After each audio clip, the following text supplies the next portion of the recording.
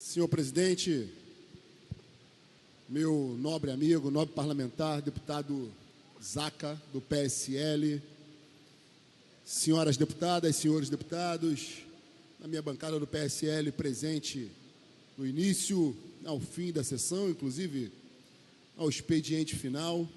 Senhor presidente, eu venho a essa tribuna porque não poderia me acovardar, tampouco me calar diante do que aconteceu nos últimos dias.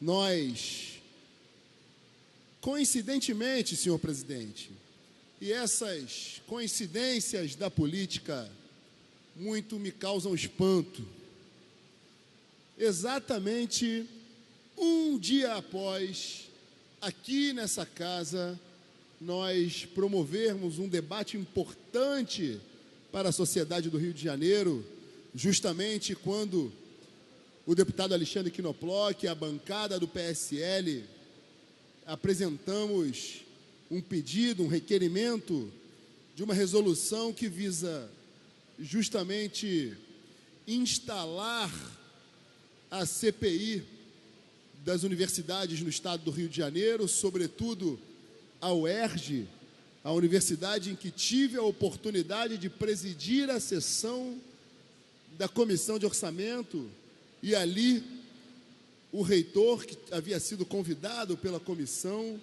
nos revelou algumas questões que, de certa forma, me deixaram estupefatos, senhor presidente.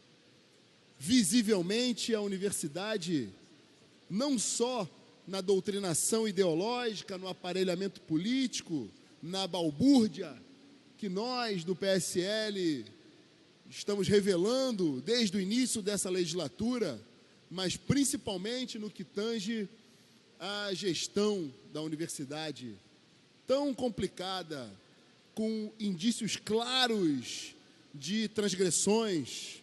Justamente nesse dia, senhor presidente, em que essa casa pegou fogo, com as pessoas que apoiam a instalação, as pessoas de bem, do lado do bem, que apoiam a instalação dessa importante comissão, e do outro lado a militância de aluguel daqueles lobotomizados, aqueles que tentam impedir o que eu considerei, senhor presidente, um duro golpe no coração da obscura esquerda. Justamente, senhor presidente, com todo respeito à legislação eleitoral que eu tenho, um dia antes, o site antagonista havia veiculado uma matéria no sentido de que a direita caminha para ter uma candidatura unificada à Prefeitura do Rio de Janeiro. Justamente, senhor presidente, nessas coincidências da política, eu, no dia seguinte, sou alvo de infames ataques por parte de um blog mequetrefe, aparelhado e incentivado por esses mesmos grupos da esquerda obscura que tanto tenta nos calar neste plenário. E aí, para minha surpresa, senhor presidente, a minha vida, que é transparente, é um livro aberto, foi devassada da minha tenra idade, da minha infância até agora.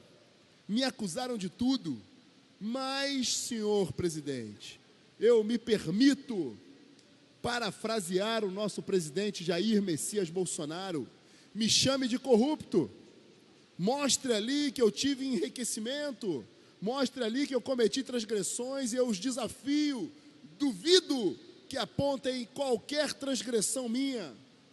Senhor presidente, o que mais me chama atenção em meio aos ataques infames, protagonizados por um blog aparelhado desta esquerda obscura, não foram os ataques à minha família, não foi o ataque pessoal, foi uma acusação que eu, de fato, fiquei mais uma vez estupefato de observar que um jornal de grande circulação no Brasil, Coronel Salema, de observar que um colunista renomado da política fluminense resolveu dar ouvidos a tamanhas acusações, tão infames acusações, dentre as quais eu destaco aqui uma, e que mais uma vez eu trago à tona algumas questões um tanto quanto curiosas também. Eu fui, senhor presidente, por mais engraçado que isso possa parecer, acusado de ser fantasma na minha vida pública, senhor presidente, que eu me orgulho bastante.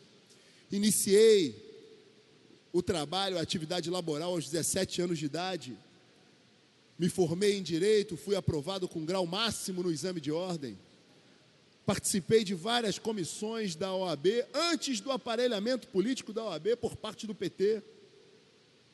Eu quero dizer, senhor presidente, que durante toda a minha vida profissional ilibada, jamais respondi a qualquer procedimento administrativo, muito menos qualquer procedimento criminal.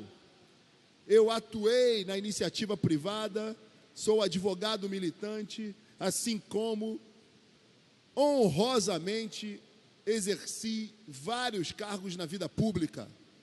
E me chama a atenção, senhor presidente, que dentre os vários cargos que exerci na vida pública, e que essa reportagem se deu ao trabalho, sim, de apurar, de questionar, em todos os órgãos foram unânimes em afirmar que efetivamente eu havia trabalhado com afinco, com competência, com transparência e com zelo ao serviço público. No entanto, senhor presidente, para minha surpresa, nessa vida pública que tive a oportunidade de ser procurador, de atuar como procurador do município, nessa vida pública que tive a oportunidade de atuar como secretário municipal por algumas vezes, inclusive na Baixada Fluminense, onde tive a confiança de aproximadamente 25 mil cidadãos.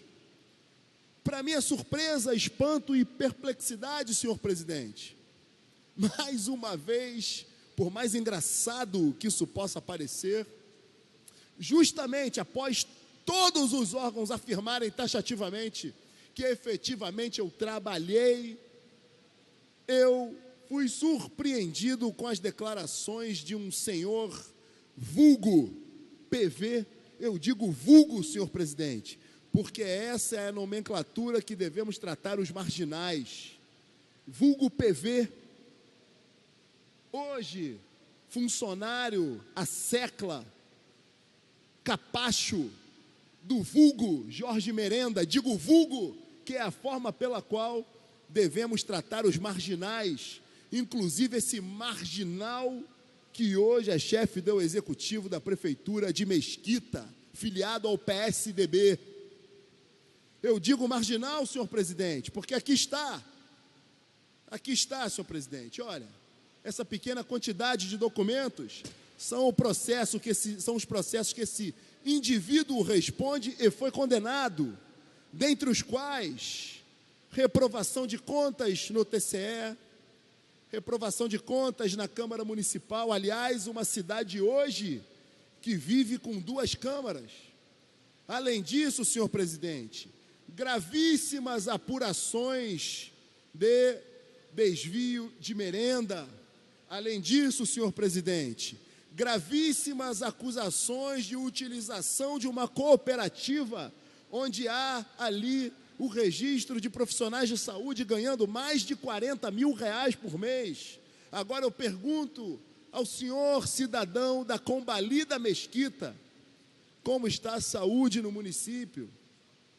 Além disso, senhor presidente, há indícios aqui, olha, mais um de merenda escolar, outro de merenda escolar, outro de contratação de diversos serviços que são pauta de inquéritos, processos criminais, sindicâncias, apurações e todo tipo de averiguações para as transgressões diversas que esse indivíduo tem cometido à frente da Prefeitura de Mesquita, que eu tive a honra, assim como tive a honra de servir a outros municípios na Baixada Fluminense, como em Nilópolis, como em Nova Iguaçu, tendo realizado, senhor presidente, importantes ações naquela região, como, por exemplo, instituir o PROCON, como, por exemplo, fundar a Casa da Mulher, como, por exemplo, levar o programa Viver Sem Limites, como, por exemplo, gerir